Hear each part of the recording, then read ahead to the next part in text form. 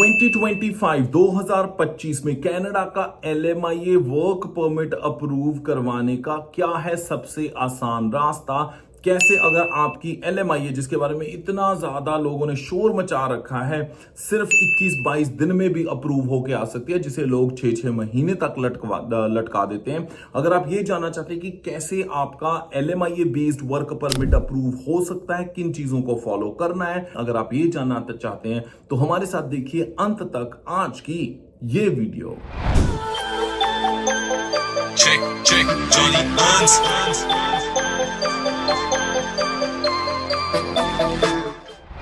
जी हाँ दोस्तों, नमस्कार, आदाब, सत श्री अकाल। मैं हूं जॉनी हंस और लेके हाजिर हूं आज की ये खास वीडियो।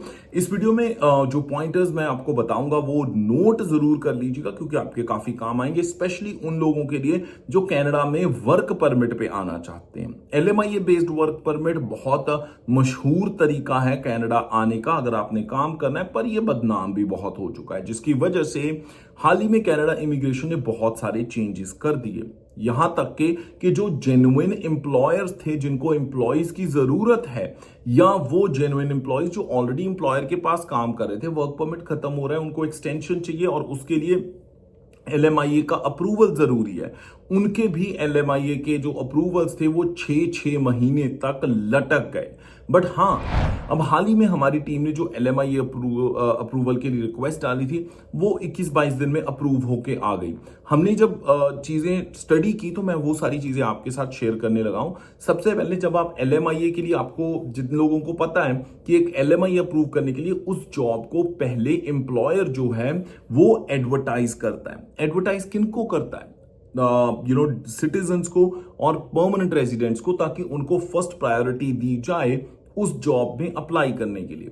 अगर वो जॉब नहीं लेते तब जो एम्प्लॉयर है उसके पास राइट है कि उस जॉब को वो फॉरेन वर्कर को ऑफर कर दे। फॉरेन वर्कर को ऑफर करने के लिए उनको LMIA अप्रूवल लेना पड़ता है, जिसका मतलब कि ESDC का काम ये है कि उस एप्लीकेशन को असेस करना, देखना कि जो जॉब दी गई है फॉरेन वर्कर को, चाहे वो इंडिया में बैठा हुआ है चाहे वो कनाडा में है, तो क्या वो एक्चुअली इन्होंने इनफ अटेम्प्ट्स किए, उसको चेक करना ESDC का काम है।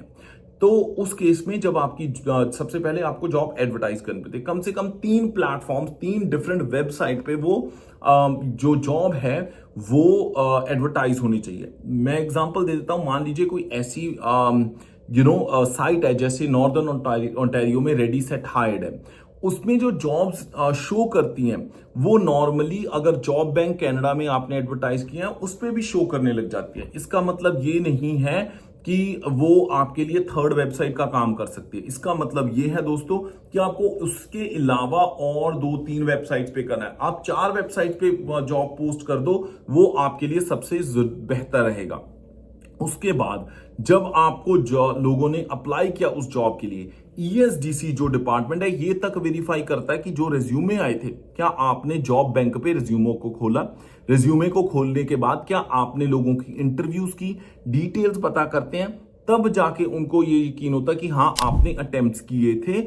और इसीलिए आपको जो लोकल कैंडिडेट है वो नहीं मिला और आप फॉरेनर जो हैं, या चाहे वो विद इन कैनेडा हो चाहे आउटसाइड कैनेडा, उनको हायर कर सकते हैं, उनको वर्क परमिट के लिए अप्लाई कर सकते हैं। अब जब वर्क परमिट अप्लाई करते हैं तो ये भी इंपॉर्टेंट है कि जिस फॉरेन वर्कर को आप जॉब दे रहे हो क्या वो लैंग्वेज रिक्वायरमेंट मीट करता है, और दूसरी चीज होती है कि क्या उसके पास कोई प्रीवियस एक्सपीरियंस है या नहीं।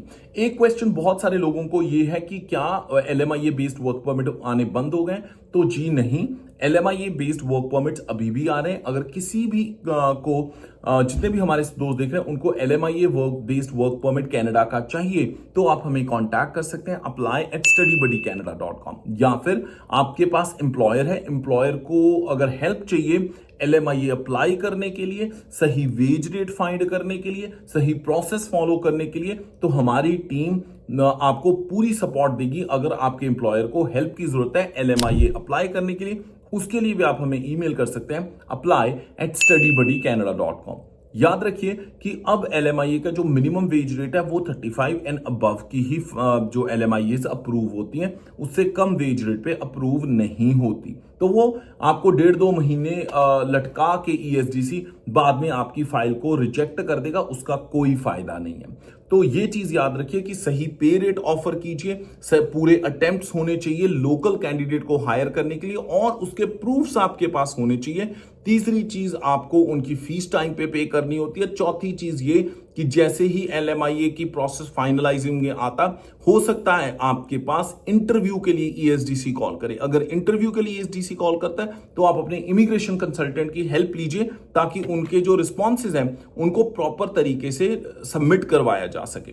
वंस अगेन, अगर आपको कोई भी क्वेश्चन है LMIA बेस्ड वर्क परमिट में कि ये कैसे होता है, कितनी कॉस्ट आती है, अगर आपको LMIA बेस्ड वर्क परमिट में हेल्प की जरूरत है तो हमें ईमेल कर सकते हैं apply@studybuddycanada.com।